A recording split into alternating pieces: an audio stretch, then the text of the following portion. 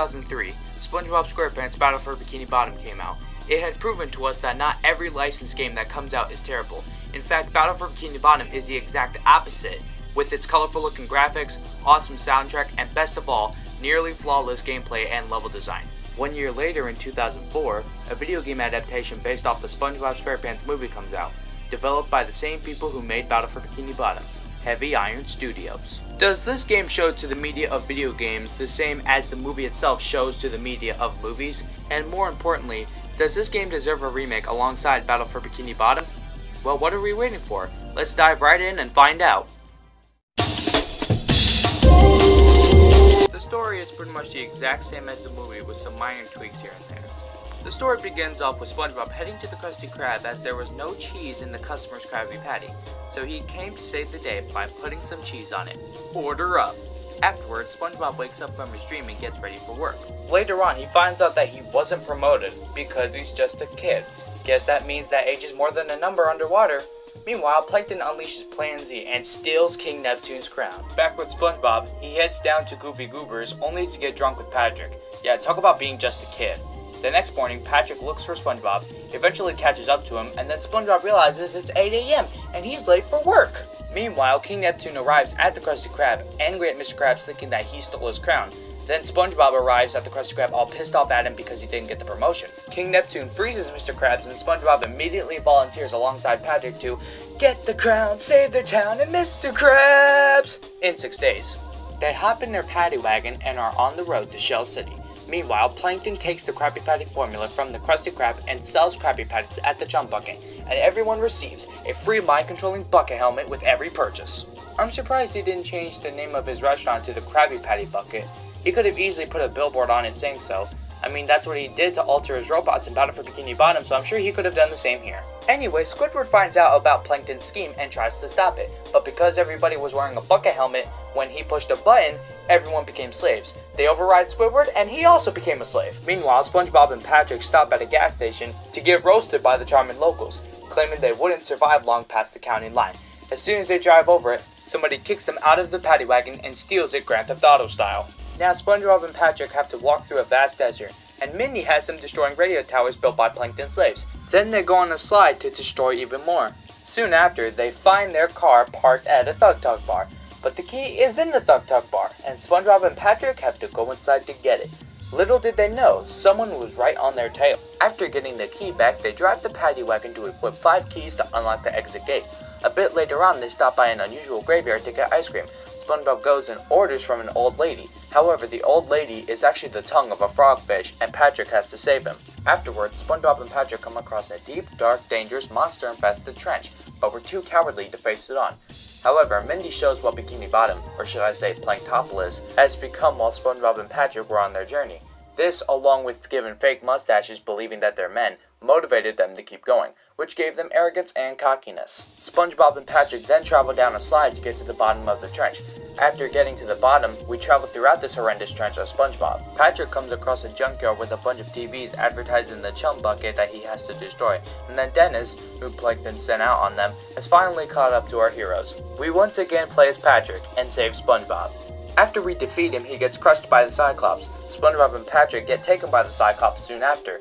They then dream about being at Goofy Goober's, driving the paddy wagon after the Goofy Goober and trying not to lose him. They soon wake up in Shell City, which is nothing more than a gift shop filled with googly eyes and smelly knickknacks. Our folks grab King Neptune's crown and slide the ray out of that gift shop.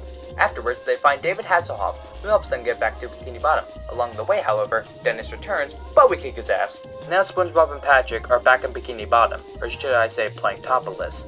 We now have to travel throughout Planktopolis and get to the Krusty Krab, and we fight King Neptune to destroy the bucket helmet on his head. After defeating King Neptune, Plankton gets sent to jail, Mr. Krabs gets unfrozen, and SpongeBob realizes that he is a kid, and proud of it. This game has the same plot as the movie, but slightly tweaked here and there to make the experience fresh.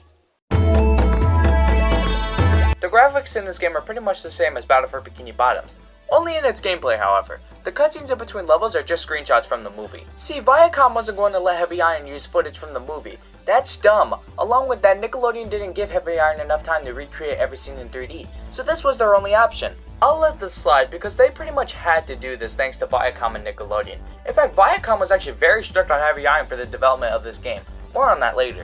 Just like with Battle for Bikini Bottom, the best version of this game is by far the Xbox version, with the most colorful looking graphics and the most consistent frame rate, along with crop widescreen support. I love it. The PS2 version comes in second place, and the GameCube hits up the rear. A lot of people said that the GameCube version of this game is horrible.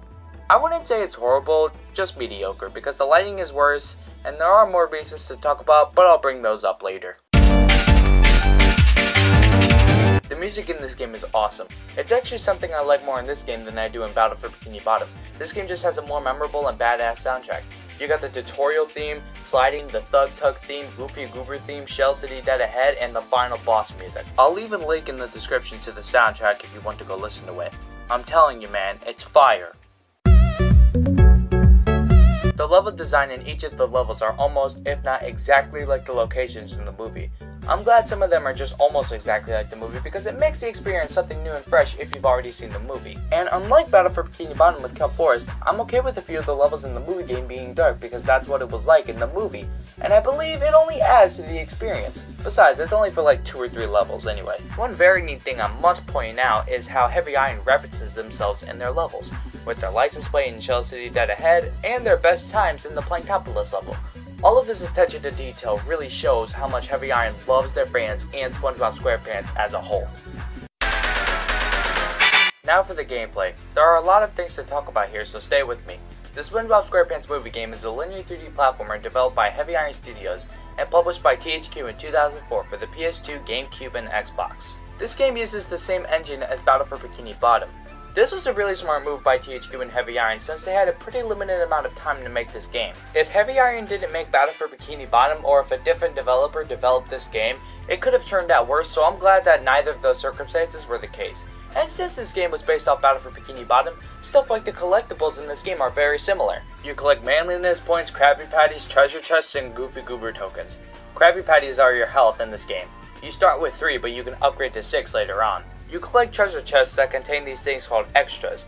They contain stuff like trailers for the SpongeBob movie, costumes, hidden voice clips, concept art, and other bonus stuff. Manliness points are these weights you collect and you can use them to upgrade your abilities. The heavier the weight, the more manliness points they're worth. However, once you collect up to 35,000 manliness points, you will only get 1 for every crate you destroy and for every enemy you kill.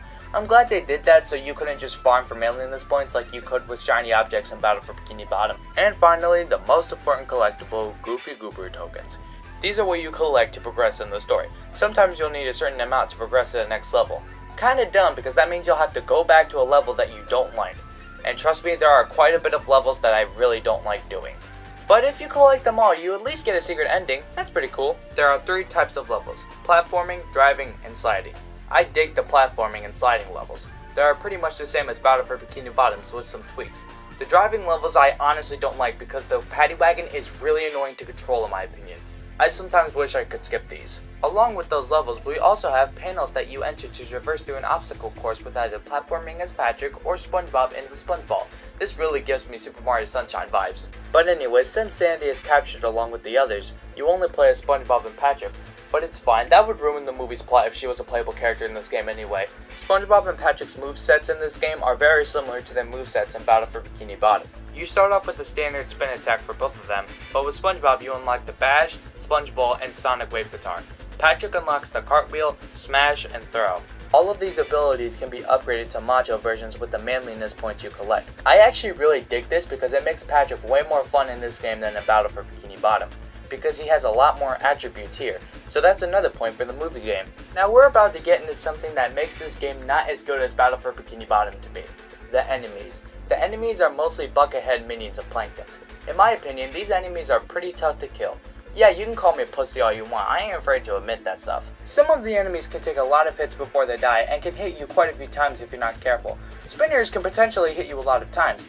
True, the macho versions of your abilities can definitely help you out with these, but for me, it's just too difficult to say I want to fight them rather than saying, oh, I guess I have to fight them now. Don't get me wrong, I like a good challenge, but for me, this game is just a teensy bit too much of a challenge. Definitely doable, just not right away. But overall, the gameplay is pretty good. I definitely like it, just not crazy in love with it like how I am with Battle for Bikini Bottom.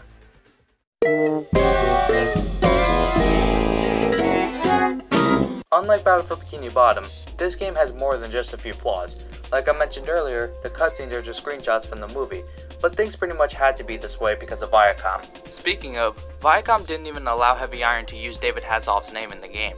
He's just referred to as somebody who plays a lifeguard on TV. But here's the thing, they don't allow footage from the movie, not allow David Hasselhoff's name to be used, but allow Goofy Goober to be used in the game. Viacom, you make no sense a lot of the time. Now I know I just said this, but to be fair, this is really a problem with Viacom and not Heavy Iron, so it's really hard to fault the game for this. But here are some other flaws. Remember how I said that the GameCube version of this game is hated by a lot of people? Well, here are some more reasons why they say so. The driving levels, bubble blowing baby hunt, and the last sliding level run at 30 FPS rather than 60 FPS. And some other animations, such as the swerving in the tutorial level by the fishes, were completely removed. The GameCube disc is a lot smaller, so these flaws were kind of understandable, which is why I don't consider it as bad as other people think it is. And of course, as I said, the paddy wagon is a bitch to handle in some cases, especially at times in ring challenges. Aside from that, the only other flaws I have to mention are bad voice acting, with missing voice actors, unenjoyable combat, and yeah. At least Clancy Brown actually voiced Mr. Krabs this time, but overall the gameplay is alright. The game was made in less than a year, so there are going to be issues, so I'm happy with how it turned out. Overall, the SpongeBob Squarepants Movie Game is the best movie-based video game so far. It feels exactly like the movie. It is impressive what Heavy Iron and THQ were able to do with the time limit and restrictions they had. It's generally like a second option to most SpongeBob fans. If you don't like Battle for Bikini Bottom, which should be no one, you can always try out this game. I consider this a good game. Not just an okay game, but not necessarily a great one. There are not that many flaws in this game, but the flaws that I did mention are pretty apparent to me, especially since I'm playing this game on the GameCube. But I think the biggest reason why I don't consider this game great or amazing is because of the unenjoyable combat. If the combat was just a tiny bit more laid back, I would have enjoyed this game a lot more. And of course, the driving levels could have been better. Now, it's very likely that this game will get a remake because it is the next best SpongeBob game after Battle for Bikini Bottom, and I think it deserves a remake too. I'm not absolutely begging for a remake like other people are, but I would definitely like to see a remake of this game, because these flaws that I mentioned could definitely be fixed for me and I may enjoy the game even more. But for now, I give this game a 7.5 out of 10. Not just an okay game, but not a great one. It's, in my opinion, a good game, and I like it. If you have a PS2 or original Xbox/Xbox 360, I definitely recommend this game to you. But if you only have a GameCube/Wii, then I would just stick with Battle for Bikini Bottom and hold off on this game, unless you're absolutely dying to play it and don't feel like picking up another game console. Thanks so much for watching this review, everyone. I have a bunch more SpongeBob games to review. However, starting July 15th, videos are going to slow down a lot because I have band camp to attend to starting that day, and as soon as that's over, I have high school to start, so I'm going to be very busy. But don't worry, I'll try to make videos on my free time during that. If you have any games you want me to review, please let me know down in the comments. With that being said, guys, thank you all so much for watching, and we YouTuber out, y'all. Peace!